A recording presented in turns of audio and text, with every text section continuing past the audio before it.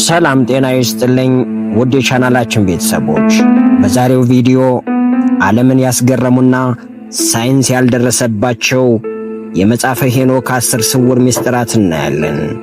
ዛሬ የምንገኘው እጅግ አስገራሚ በሆነውና በሰው ልጅ ታሪክ ውስጥ ትልቅ ቦታ ባለው ነገር ግን ለዘመናት በምስጢር ተሸፍኖ በቆየው መጽሐፈ ሄኖክ ዓለም ውስጥ ነው።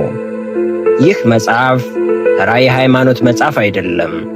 ይህ መጽሐፍ የጠፈር ጉዞ፣ የጄኔቲክስ ምርምር፣ የከዋክብት ሳይንስና የሰው ልጅ ጥፋት ታሪክ የተካተተበት ጥንታዊ ኢንሳይክሎፒዲያ ነው። ሳይንቲስቶች ዛሬ ኳንተም ፊዚክስ ወይም መልቲዳይሜንሽናል ትራቭል እያሉ የሚጠሯቸውን ጽንሰ ሐሳቦች ሄኖክ ከሺህ ዓመታት በፊት እንዴት በግልጽ ሊጽፋቸው ቻለ?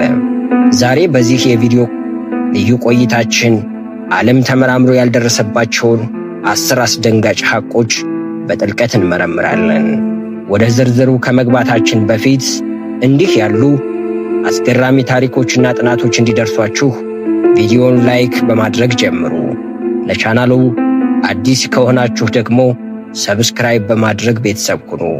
በቀጥታ ወደ መረጃዎቻችን እናልፋለን። አብራችሁን ቆዩ። አንደኛው ስውር ሐቅ የሰማይ በሮችና የጠፈር ጉዞ። ሄኖክ በመጽሐፉ ውስጥ ወደ ሰማይ ሲወጣ ያየውን ይዘረዝራል። እዚህ ጋር ትኩረት እንድትሰጡ የምፈልገው ሄኖክ የሚጠቀምባቸው ቃላት ነው። ወደ ሰማይ መጣሁ፣ ወደ ሰማይ ወጣሁ፣ እሳት ወዳለበት ቤትም ደረስኩ ይላል።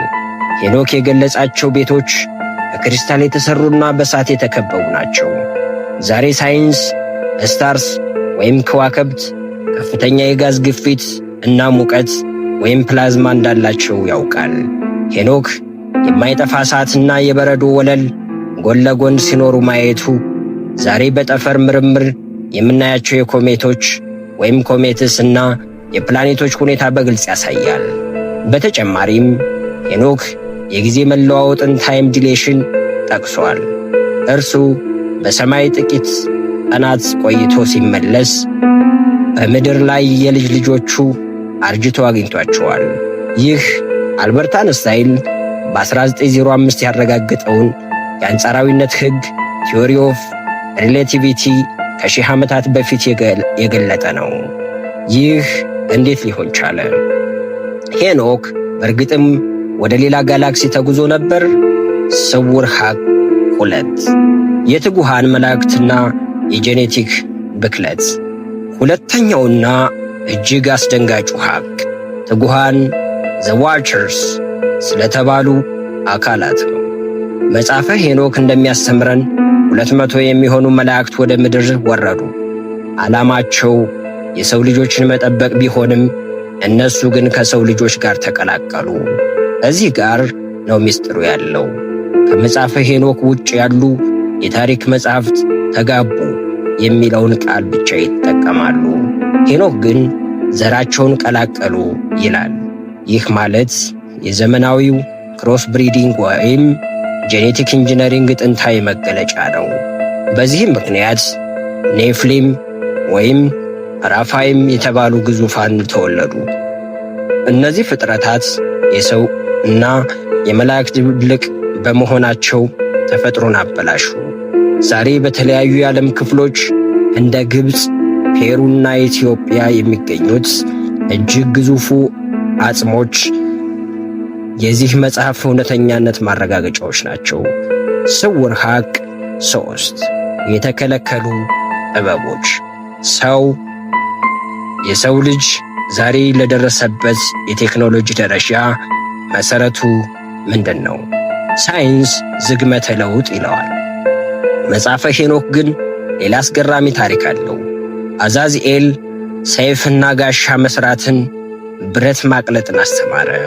ባራቃኤል የከዋክብት ጥናት አስትሮሎጂ አስተማረ። አርማሮስ መተትና ድግምትን አስተማረ። እነዚህ መላእክት ለሰው ልጅ ያልተገባውን ሃየር ቴክኖሎጂ ያለ ጊዜው ሰጡት። ለዚህ ነው የጥንት ስልጣኔዎች እንደ ሱሜሪያውያን እና ባቢሎን በድንገት እጅግ የረቀቀ ዕውቀት ሊኖራቸው የቻለው?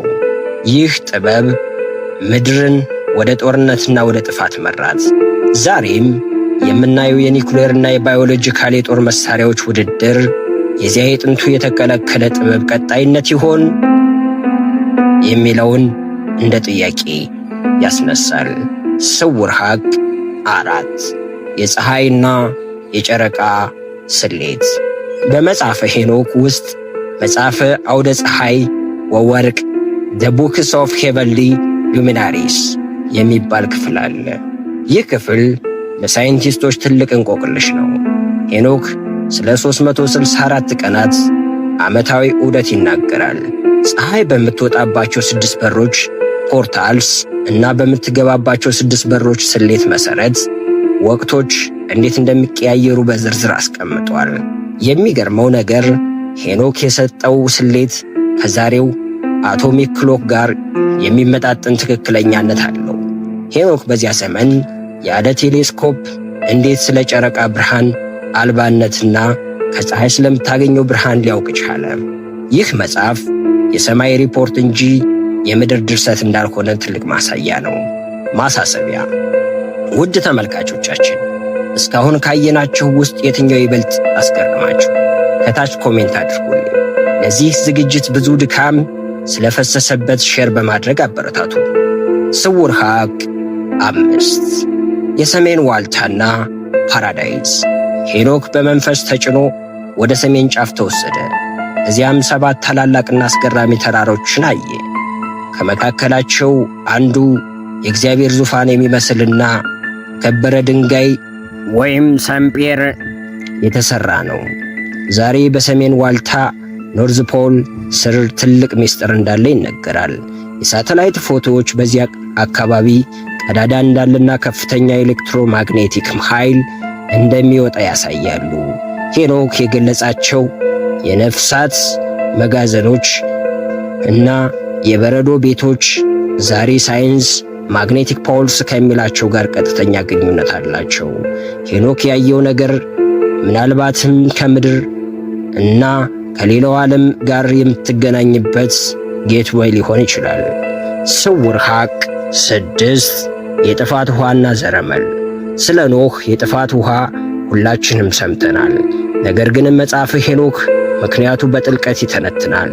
ጥፋቱ የመጣው ሰዎች ስለበደሉ ብቻ አይደለም። ይልቁንም ትጉሃን የተባሉት መላእክት በእንስሳትና በእጽዋት ላይ ሳይቀር የዘር መዝራት ሙከራ ስላደረጉ ነው።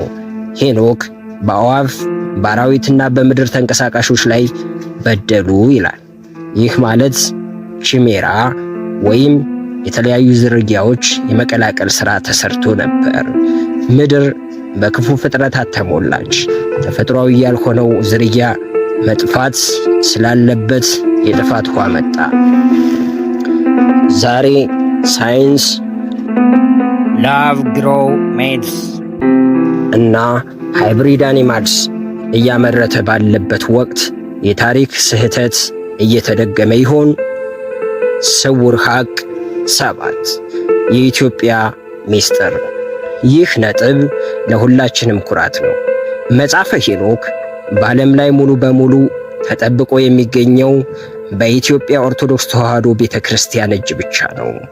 በ18ኛው ክፍለ ዘመን ጀምስ ብሩስ የተባለ አሳሽ መጽሐፉን ከኢትዮጵያ ወደ አውሮፓ እስኪወስደው ድረስ ዓለም መጽሐፉ የለም ብሎ ያምኖ ነበር። ለምንድን ነው ዓለም ይህን መጽሐፍ የናቀው? ምክንያቱም በመጽሐፉ ውስጥ ያሉት ምስጢራት የሰው ልጅን አስተሳሰብ የሚቀይሩ ስለሆኑ ነው። ግዕዝ ቋንቋ ደግሞ የእነዚህ ምስጢራት ቁልፍ ነው። ሄኖክ መጽሐፉን የጻፈው ለኋለኛው ትውልድ እንደሆነ ይነገራል። ያ ኋለኛው ትውልድ እኛ እንሆን የሚል ጥያቄ ያስነሳል። ስውር ሐቅ 8 የነፍሳት ማረፊያ ሾል። ሄኖክ የሰው ልጅ ነፍሳት ከሞት በኋላ የሚቆዩበት ስፍራ ጎብኝተዋል። 4 የተለያዩ ክፍሎች እንዳሉና እያንዳንዱ ክፍል የራሱ ፀሐይና ብርሃን እንዳለው ይገለጻል። ይህ ዛሬ መልቲቨርስ ወይም ፓራሌል ዩኒቨርስ ከምንለው ጽንሰ ሐሳብ ጋር ይገናኛል። ነፍስ ወደ ሌላ የኃይል ደረጃ ኤነርጂ ሌቭል እንደምትሸጋገር ሄኖክ በዝርዝር ያስቀምጣል። ይህ ክፍል በሰው ልጅ ሞትና ሕይወት ዙሪያ ያለውን ፍርሃት የሚሰብር ትልቅ ዕውቀት ይዟል።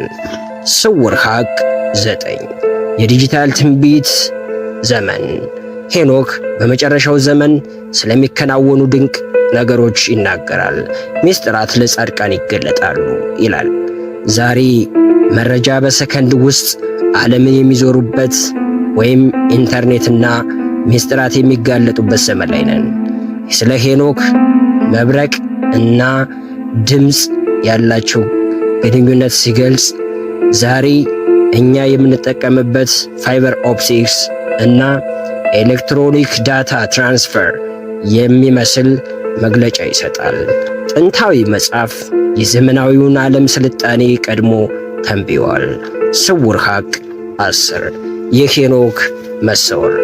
በመጨረሻም ሄኖክ ራሱ የት ገባ? መጽሐፍ ቅዱስ አልተገኘም ይላል። መጽሐፈ ሄኖክ ግን ወደ ከፍተኛው ሰማይ እንደተወሰደና ወደ መልከ ጼዴቅ ተፈጥሮ እንደተቀየረ ይናገራል። ሄኖክ ዛሬም ቢሆን በሥጋና በነፍስ ያለ ታዛቢ ወይም ኦብዘርቨር ነው። እርሱ በምድርና በሰማይ መካከል ያለ ድልድይ ነው። ይህ ታሪክ የሰው ልጅ ካለበት 3D ዓለም ወጥቶ ወደ ሃየር ዳይሜንሽንስ የመሸጋገር አቅም እንዳለው የሚያሳይ ትልቅ ተስፋ ነው። የስውር ሐቃችን ማጠቃለያ። ውድ የቻናላችን ቤተሰቦች መጽሐፈ ሄኖክን መመርመር ማለት የራስን ማንነት መመርመር ማለት ነው። እነዚህ 10 ነጥቦች ከውቅያኖሱ ጥቂት ጠብታዎች ብቻ ናቸው። ዓለምን ዛሬም ድረስ በዚህ መጽሐፍ ግኝቶች እንደተደናገጠችና ግራ እንደተጋባች ትገኛለች። እናንተስ ምን ትላላችሁ?